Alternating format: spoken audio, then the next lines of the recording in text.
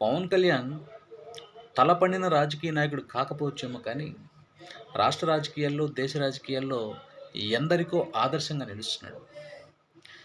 ప్రభుత్వం ప్రజల సొమ్మును ప్రజలకు పంచడానికి కొన్ని పథకాలను రూపొందించి, ఆ పథకాలకి పేర్లు పెట్టేటప్పుడు ఎవరైతే అధికారంలో ఉంటారో వాళ్ళు తమ సొంత పేర్లు పెట్టుకోవడమో, తమ తండ్రుల పేర్లో, తమ తాతల పేర్లో పెట్టుకుంటే, పంచేది ప్రజల సొమ్ము ప్రజలకి, పేర్లు మాత్రం వీళ్ళ సొంతానికి.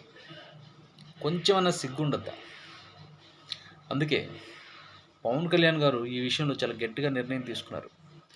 ఎట్టి పరిస్థితుల్లో కూడా ప్రభుత్వ పథకాల పేర్లు అధికారంలో ఉన్న వాళ్ళ సొంత పేర్లు కాకుండా, మహానుభావులు ఎవరైతే ఉంటారో, చరిత్రలో నిలిచిపోయిన మహానుభావులు ఎవరైతే ఉంటారో వారిని గుర్తు చేసుకుంటూ, వారిని గౌరవించుకుంటూ పెట్టుకోవాలని చెప్పనేసి డొక్కా సీతమ్మ గారి పేరుని మధ్యాహ్న భోజన పథకానికి పెట్టాడు.